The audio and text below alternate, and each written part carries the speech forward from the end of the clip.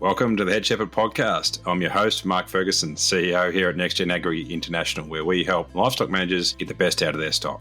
Before we get started, thank you to our two fantastic sponsors for continuing to sponsor this podcast. MSD Animal Health is perhaps better known as Cooper's Animal Health in Australia and for their Allflex range across the world, with a comprehensive suite of animal health and management products. Honiger is a one-stop shop for wool harvesting and animal fibre removal. The Honiger team have a deep understanding of livestock agriculture, backed by Swiss engineering and a family business dedicated to manufacturing the best. We are grateful to our sponsors for their support, helping us bring Head Shepherd to you each week. And now it's time to get on with this week's episode.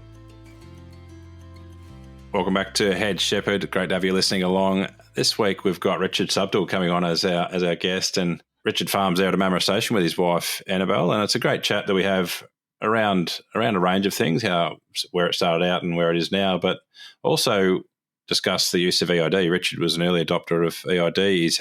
He's had Hamish Monteith Monty scanning and recording information for years, and recently, or over the last few years, we've really started to mine that data and helping get the insights that it's there to provide, and so our package that we now call OptiU, Richard and Annabelle are sort of probably unknowingly, but we're the guinea pigs for that process of really using EID plus our usual advice around nutrition and genetics to really get the most out of a production system. And with the help of Jane Mulholland, who's been doing a lot of work there, as well as Will Gibson on the classing as well, they've really built some really great insights in the flock at Omarama Station, and I think probably set us up for a really great future there as we start to really harness the level of information we're now generating. So, but before we get underway with that chat, Sophie, what are you reading lately? Well, I'll give Mark credit for this. Mark came across this first, but we came across an interesting paper looking at the impact of the PFEC breeding value on colostrum quality in Katahdin ewes. The PFEC value is the post-weaning fecal egg count, and in this study, researchers found that lambs with low PFEC breeding values have higher survivability and stronger immune responses compared to those with high PFEC, which of course makes sense. The study took place at Virginia Tech in America, and they categorized their ewes into high and low, and then they collected colostrum samples at different lactation stages to analyze the IgG concentration, the Brix value, and the color. So IgG is immunoglobulin G, which is a type of antibody. It's produced by the immune system in response to bacteria, foreign substances, viruses, parasites, etc. And Brix is a measurement of the sugar content within a solution. So in colostrum, a higher Brix value generally indicates a higher concentration of solids, including sugars, proteins, and antibodies like IgG. So researchers have discovered the significant differences in the concentration of IgG between low PFEC and high PFEC groups. So in year 1, colostrum from the low PFEC ewes contained 2.5 times more IgG compared to the high PFEC ewes, which is quite significant. And so lambs that receive that colostrum with the higher IgG concentrations have a better passive immunity, which obviously helps protect them against all the diseases that they've come across in that early stage of life. And that they just get to concentrate on growing as fast as possible. Yeah, it's such a really cool paper that we discovered recently. It was actually Sue Hatcher who sent it out on an email, on their reproduction email alert, that where I came across it. But it is really, I think, some really interesting work that obviously we don't know whether it flows into our breeds that we play with in New Zealand and Australia, but in Katahdin ewes it definitely is there. So yeah, it's setting up those lambs for a great. We know what the role of colostrum is, and so if you've got a better colostrum, essentially you're getting more of mum's immunity coming across in those first few hours of life. And I think we probably underestimate just how much lamb survival can be impacted by some of that sort of bacterial load early. Obviously, it's a tough period of time when they've got an exposed umbilical cord. They got all sorts of come from a very sterile, very nice environment into all sorts of environments often. And so, obviously under a fair bit of pressure. And so that early immune system is obviously key. And they had massive differences in lamb survival in some of those studies. So, I think watch this space. We certainly, anyone that'll listen lately, I've been talking about it. So it's something that I think we really need to look into. And just another sort of feather in the cap of worm egg count breeding, really. Like there's almost nothing can go wrong if you select for resistant to worms. It seems it's favourably correlated with lots of cool things and not unfavourably correlated with much at all. So it's another one of those great traits. Not that much fun to measure, but certainly fun to farm on once you've done it. Righto, we'll get underway with this week's show with Richard Subtil. welcome Richard Subtil to Head Shepherd. Thanks very much, Ferg. Pleasure to be involved. Excellent, Richard. We'd normally have Annabelle as well. Obviously, you two are a team there at Omarama Station, but I didn't give her enough warning, so we'll run solo today. But obviously, we're not just want to acknowledge straight up that it's definitely a partnership there at Omarama. I guess maybe if you could just start with kind of life pre-Omarama, coming from the UK and time in the Middle East, and sort of how you ended up back on a farm in the middle of the South Island, well, south of the South Island. Yeah, my first thing I say, that when you gave us tons of warning with the email this morning saying Annabelle, it was a very hard no. Straight. Good. Yeah, there was no communication, no negotiation on that one. I was born and brought up on a little family farm in the southeast of England, and it was the five of us in the family, and we worked pretty hard. And Mum and Dad had to, because it was pretty small scale, early on in the piece, they put a farm shop on, a butchery, to collect all the value and all that sort of stuff, which they never thought about it in those terms, but they were aware that they couldn't do it without adding value. And that was pretty formative. I mean, we all worked on the farm, and we're all three of us kids are still involved in ag. Two of us are in New Zealand now, though, and one still left back in the UK. There obviously wasn't enough room on the farm, and so after a bit of shagging about and doing ski seasons and that sort of thing, I got a job in London, which didn't work for me at all. And at some stage, I don't know, I met up with Annabelle, and she was overdoing the big OE, and she had 18 months or so while I knew her. And then when she had to go back to New Zealand because of immigration time, I followed, and I worked for her old man here for just under a year. And that sort of made me think about life a bit more. I think I was about 27 by then. So we organised quite deliberately for me to go back to the UK and then look for an opportunity to work somewhere between the two countries. We both got on really well and always have with each other's parents. So, it was pretty random. There was a job going with somebody I knew in Dubai in the Middle East, and this is over 30 years ago, and it was kind of before Dubai was even known. And we had 2.5 years there, and then 2.5 years in Malaysia, both working for TNT, the logistics and distribution company. And it was a great time. It sort of established us as a couple in our own right. It was also, Dubai now, unrecognisable. I don't think I've ever been so drunk for so long. And if you were pulled over by the cops, they just politely asked if you'd be okay if they drove you home and dropped you off and tucked you into bed, sort of thing. So no being thrown out of the country. No, it was a great time. It was a really, really good time. And then, to cut the long story short, we were very happy in that role and went to Malaysia. That was another good time. And then out of the blue, Annabelle's father phoned up to say there was an opportunity to be involved with the station, and that had never been an option at all prior to then. And Annabelle was pregnant with our daughter Emma, who is now 26 plus, and it just seemed like perfect timing. So we said we would come back and give it a go, and if it didn't work out within 5 years, we would walk away and go back to doing something else. And it's 26, 27 years later, and we're still here. So that process it was pretty formative, although it was very different. It was logistics and shipping. It was a commodity-based thing. You could only charge so much per kg to ship this stuff, and everybody else was competing around the same stuff. And we came back just in time for the creation of New Zealand Merino and the sort of the early contracts, and it really appealed to us. So that time that we had in the Middle East and Malaysia has formed a lot of our thinking in agriculture as well, even though it has no immediate crossover. Yeah, excellent. And often you learn a lot by things outside of your own industry or learn more there than you do in industry sometimes, depending on what you're learning. But I think it's a big thing for people to get out of their comfort zone. It doesn't work for everybody, but if you go out and you have a look at the rest of the world, whether you like it or not, it does mean you can go back to what you're comfortable with and know that you're doing it because it's what you love. Yeah, exactly. Maybe for those who aren't from the South Island and don't know where Omarama is and what Omarama Station is, could give us a quick rundown on the sort of operation there maybe in a normal year. Obviously, you're trying to be normal this year, but it's been probably a bit reduced or a bit squeezed. But yeah, normally what the go is at Omarama. So we're a 12,000 hectare high country block with there's 8,000 hectares of high altitude stuff, which goes up to 5,500 feet, 1,550 metres. It's 450 metres at the homestead, and there's 4,000 hectares of flats that vary from high intensity irrigation centre pivots to really, really extensive river flats and everything else in between. We run 7,500 merino ewes and about 350 breeding Angus cows. We usually wean about 120% out of our merinos, and we buy in about 3,000 of other people's culls.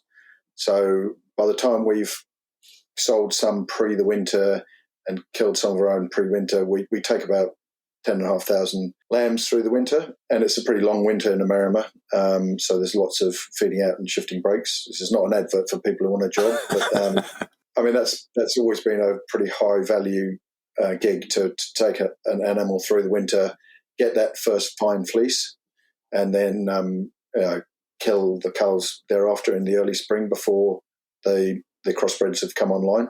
So that works as a good system for us. But we're breeding for an icebreaker style sheep. So we're targeting about 18.5, 19 micron, long, strong, pretty unsexy. We're not Italian spinners or anything like that, and we don't want to be. We find that sort of fleece sits well on a ewe that's hopefully going to scan with multiples and do it, every year rather than once in a lifetime type of thing.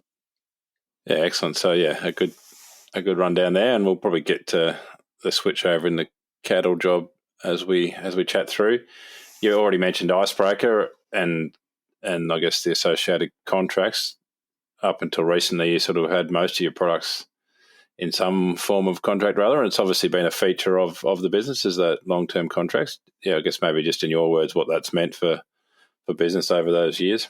Yeah, I think going back to that history thing of being used to commodities, when the time was perfect that when we came in, there was this option to not just deal in a commodity or to try and not deal in a commodity.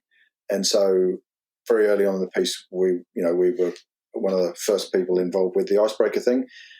And the dream then was to try and make it a more partnership rather than the typical buyer-seller relationship.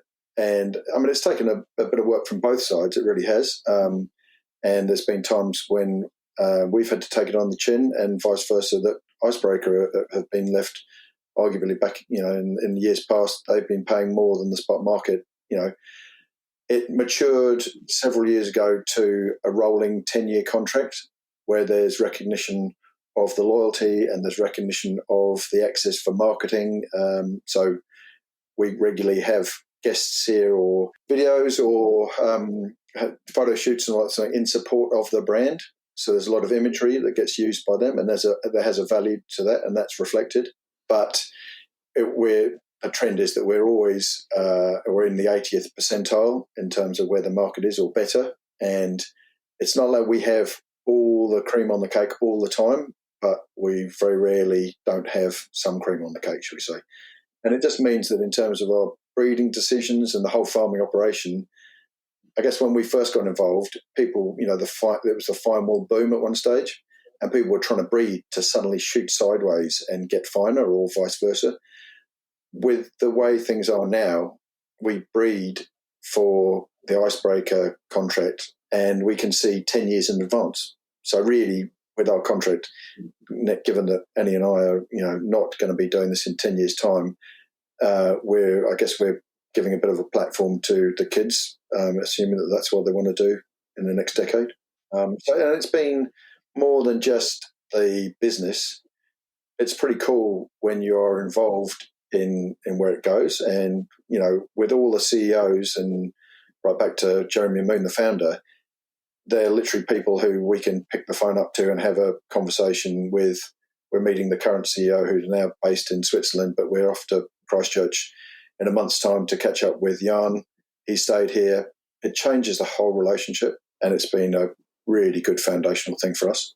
Yeah, I think that was where I was going to lead you next, but you've already gone there. Yeah, it's not just that transaction; it's that opportunity to interact directly with brands. Anyone that gets close down to the other end of the value chain always has an appreciation for their side of the business, which is, I guess, what we know we're dealing with humans. You can view them as corporations, but at the end of the day, it's humans making decisions somewhere else in the world. And I guess you've had good opportunities to travel and see those enterprises. And then obviously lots of people coming back your way and seeing the farm, and then it's that two-way thing that really does created the platform for the 10-year contracts in the first place. Yeah, I mean, I don't want to give the idea this is sort of all holding hands and kumbaya.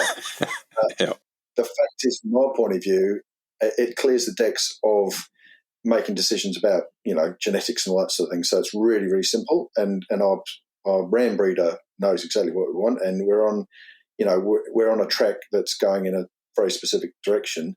But it also, because it is a direct to brand supply thing, we're cutting out a lot of the middlemen who, I mean, if they can find value in there for them, that's great, but they're taking away from both of us. So, it's good business. And if we go to our accountant or a bank manager and we can show them a track record of the contract and where the contract's going for the next 10 years, most agribusiness accountants or bank managers will say they've never seen that before. So we can borrow money against that kind of thing. So it's not all happy clappy. It's definitely business underpinning it. Yeah, no, good point.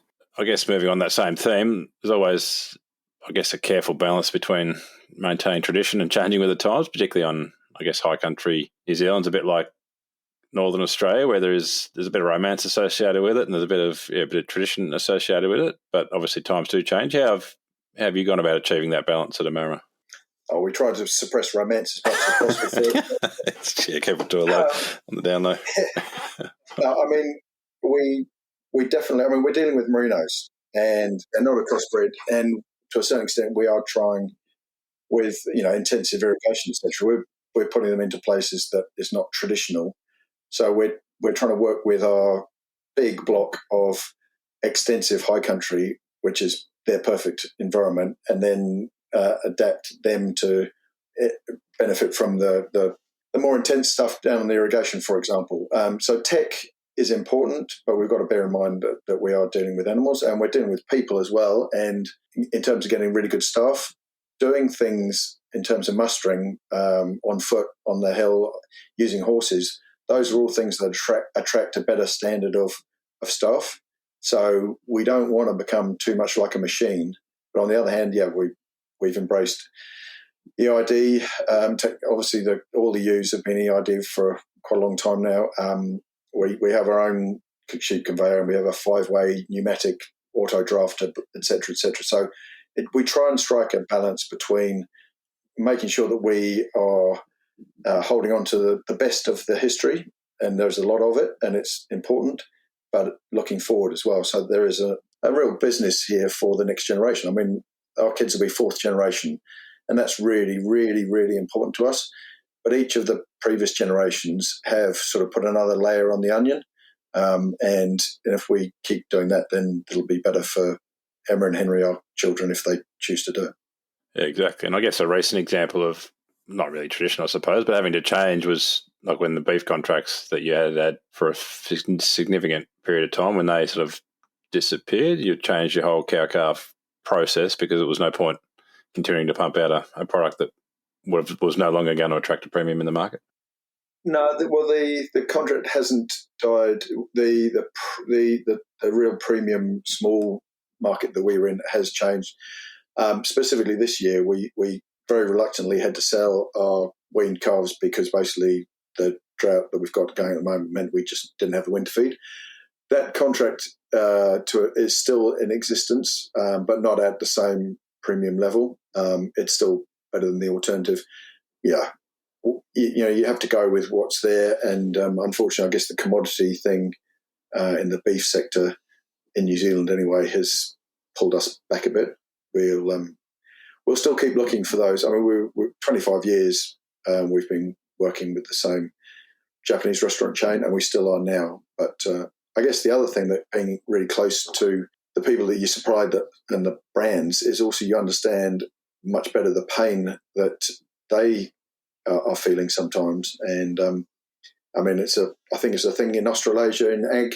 We're pretty well separated from the rest of the world, and we just don't always realise how things have changed out there. And it's a pretty ugly place in the markets we want to supply. Things are tough at the moment. Yeah, for sure. If we get onto the EID, and strangely enough, I bumped into Monty in Jamestown in South Australia last week, which is the last place I expected to see him. But anyway, so Hamish Monteith's been doing your pregnancy scanning for a fair while, and I guess I think it was you and Gundy that sort of challenged him to get more data while he was doing that process, which I guess how's that evolved over time, and what's the sort of service he's provided to you been useful for you? Yeah, so it's a typical South Island, New Zealand. His wife is Annabelle's cousin, so that's the end. But then after that, it's the fact that he's never been happy to just do what he's always done, and we've always sort of annoyed each other with, okay, what are we going to do next?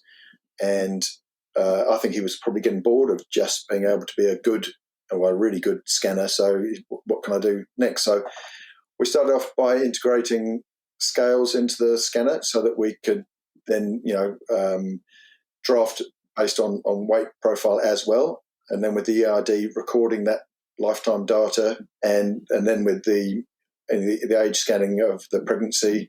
So we're recording that all, and Monty has got his crate up so that he can collect everything and scan just as many ewes as he used to when he was just, are they in lamb or not, sort of thing. And it's been a really healthy sort of scenario because, as I said, he scanned millions of sheep, and he didn't want to just keep on doing it the way that it had always been done. And that's his world, and it crossed over with our world, and so it's been good. But just like anybody that you want to deal with, what Monty adds to the business is also insights to how the whole operation is going. And sometimes people say small things, and I'll never forget him early on in the piece saying the best big farms that he deal with behave like small farmers. So it's the sort of attention to detail and the small things that you do on a big scale that then keep on incrementally making you better and improve, the nature of what you do. And I think that's because it's quite hard once you get up and planing, making improvements early on in the piece. To be honest, our dry percentage back in the early days was pretty woeful. So Monty encouraged us to be ruthless and kill everything all the time, which was pretty hard in the first year or two.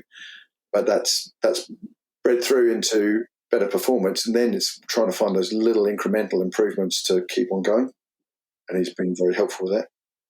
Yeah, for sure. And I guess just to put a bit of detail around what he does. So once the sheep walks into his normal scanning crate, but he's tagged his weight off so he can get an accurate weight that's recorded on the 5,000, as well as the pregnancy rate and whether it's an early, mid, or late. So he collects all that information, and you get a USB stick at the end, or he sends you the file, and all that's collected, which has been awesome for us to go back and have a look at, and as well as just that ability to then pull those groups off as required later on after shearing when they're all got the wool off, rather than putting a dot in the middle of the back or 5 different dots in the middle of their back and all that sort of caper.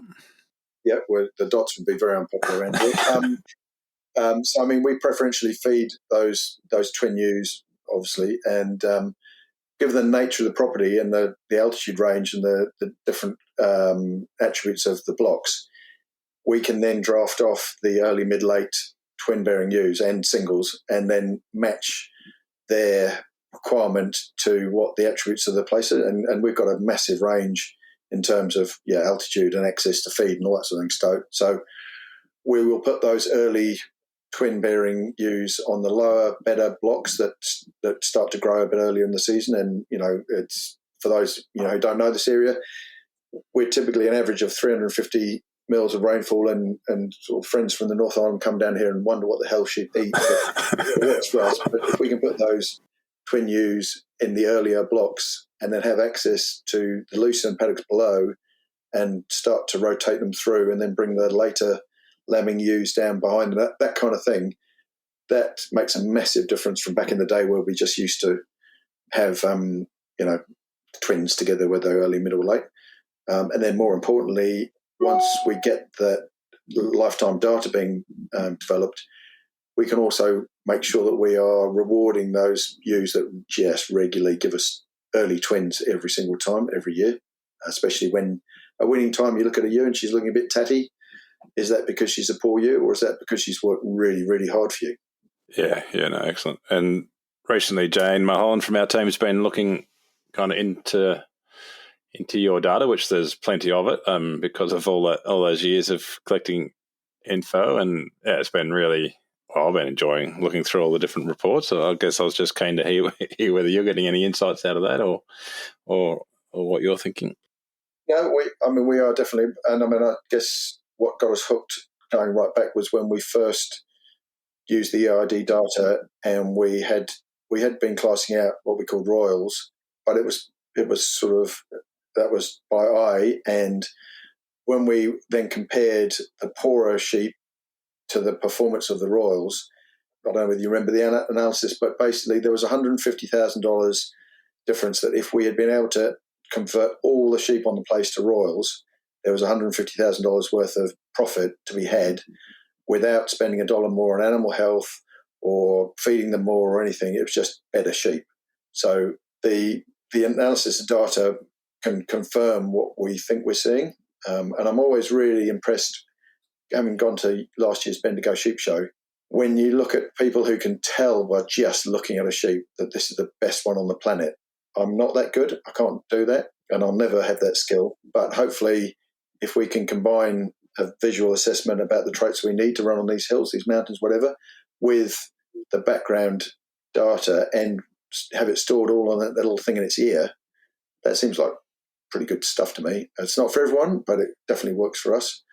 And then a brief aside is that, again, dealing with these brands, when we tell them the story of the lifetime data and we can show them on the True Test wand that, this ewe has had this profile throughout her life, that's the kind of stuff that people who come from the Northern Hemisphere understand and they really find exciting, and it reassures them that they're dealing with the right people. So it isn't just what it can do on the farm, it's also what it can do to support the story that we're telling, and that premium that we're looking to attract.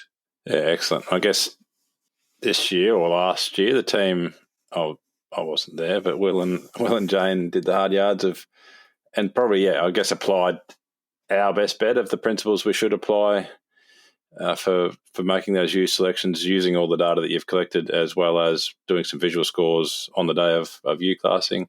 It was it's a process we're sort of now calling up to you and trying to really hone and make sure it can be utilised more widely. I guess we combined measures with visual, try to make sure we weren't penalising twins or penalising lambs out of maidens, and a whole heap of things you can do as you go down this lane.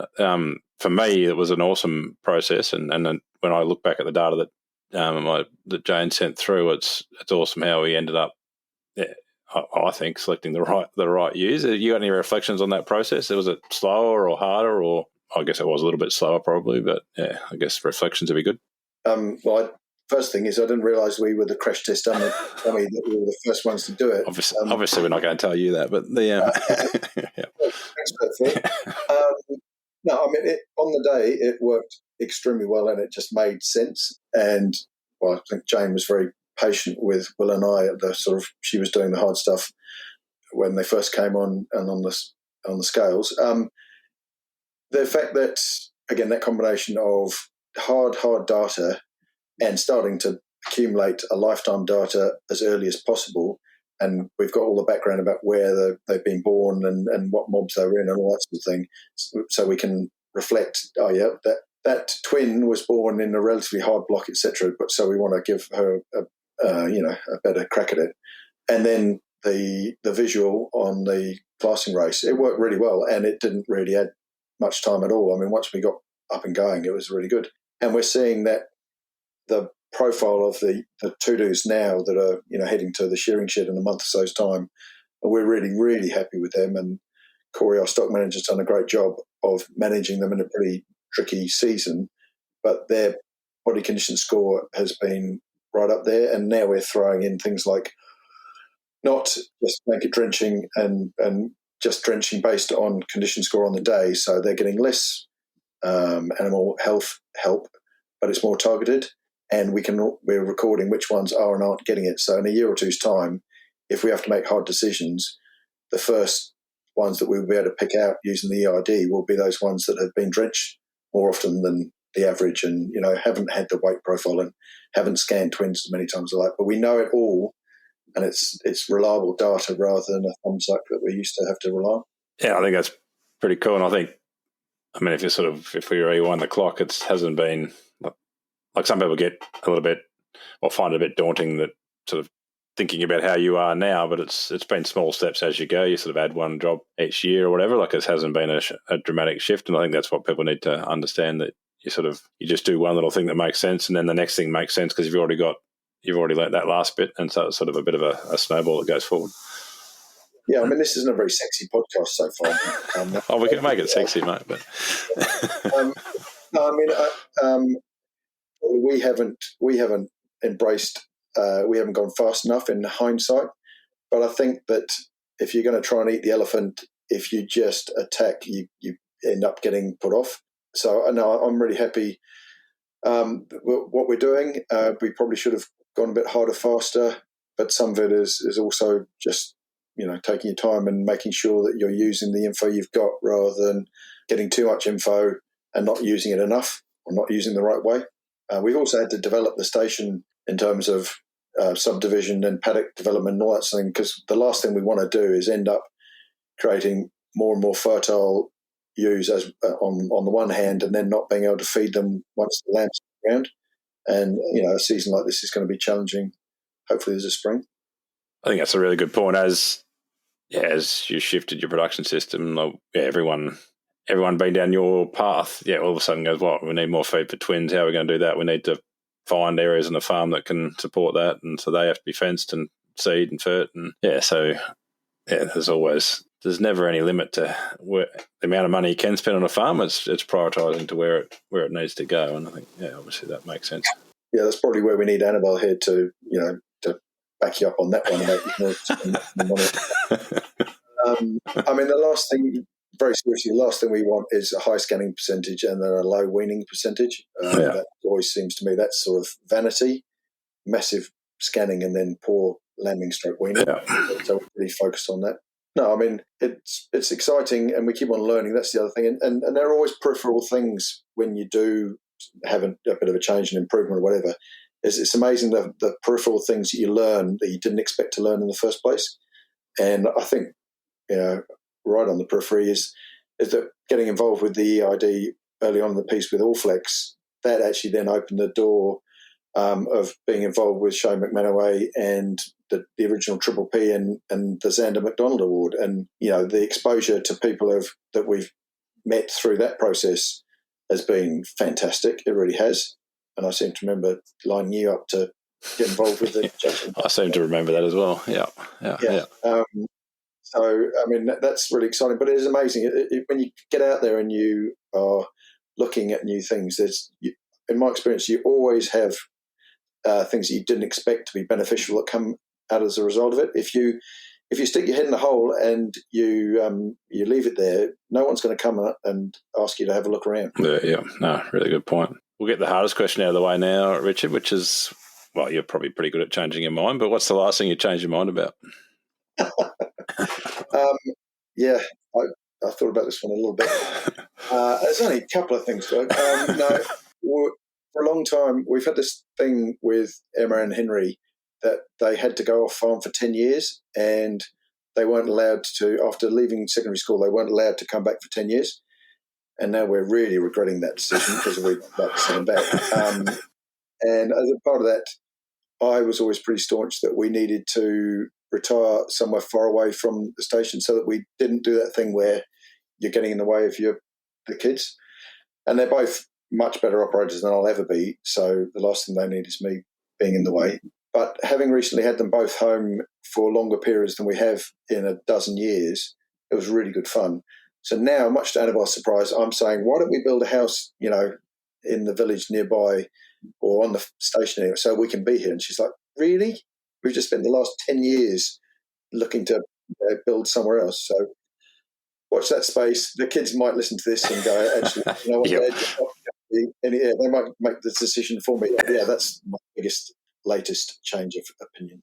Well, that's a significant one, and it's always good to reflect and pull up if you've made the wrong call. I've had some. Well, we don't need to go into me, but if we do get into the future, which is Henry and Emma, and I've had the pleasure of working alongside Emma a fair bit, not so much with Henry, but great couple of passionate industry people coming forward. So I guess the future of Omarama is, squarely lies with what they want to do with it. Yep. And I mean, it goes back to the previous generation thing. It's Annabelle's parents were incredibly generous, to me and to us, in terms of helping if we wanted the help, and if they offered help and we then got it wrong, Dick especially didn't criticise. He might have just sort of, I think I would try and admit that I got it wrong. But if we got it right, they'd let us know and sort of encourage us, I guess. And so that's the challenge for us. We've put a lot of thought and work into the succession plan, and we've recently had a catch-up with the two of them. And, we talked about the option, given that these properties are worth such ridiculous money these days, of just selling and going. And, for whatever reason, because it doesn't make any sense to me, they both said they want to stay, but they want to work together to grow the pie. So that's their decision, and we want to fully support them in that. And by going on record and saying that, not going to get in the way, then anybody can remind me. Yeah. I know that Emma has sort of bumped into a lot of people in in Australia who sort of said, "Oh yeah, I think I know your old man." I met him. One guy said, "Oh yeah, he made me open a gate that he knew was really hot with electricity." And it's like, Emma has to measure carefully whether she says that she knows me or not. I don't think she always admits that you're a father, but sometimes she does. No. I think, yeah. Yeah. There was a guy with an English accent down that way. No, that wasn't Dad. No, that's some other way. Yeah. Excellent, Richard. I think that's about covered. Anything we haven't? What have we missed? No, I mean, I thought you might have changed your mind about the Australian cricket team, but that didn't come up. I changed my mind about inviting you to watch any cricket. No, I mean, I think that what we don't value enough, just as a bit of philosophy anyway, is just how incredible this industry is. It's really easy to get stuck in your hole. And I mean, this season hasn't been great for us in terms of the weather and all that sort of stuff. But I would rather be doing this here than doing absolutely anything. And we've travelled a bit and we've worked in different places. And I hope that everybody does love what they do. And if they think they don't, just have a look at how shitty it could be being somewhere else. I reckon there's a lot of challenges, and I don't enjoy all of them, but that's just life. And we have a pretty good go. So that's my bit of philosophy: is make the most of it, enjoy it, and make sure you've had a look around at what else you could be not enjoying before you get too down on what you're up to. Perfect, fantastic way to leave it. Thanks, Richard. Pleasure, Ferg. All right, thanks, and see you. Cheers, mate. Bye. Thanks again to Heineken, who are proud world leaders in the manufacturing and supply of professional sheep shearing and clipping equipment. Thank you to M&SD Animal Health and Norflex Livestock Intelligence. They offer an extensive livestock product portfolio focused on animal health management, all backed up by exceptional service. We thank both of these companies for their ongoing support of the Head Shepherd podcast.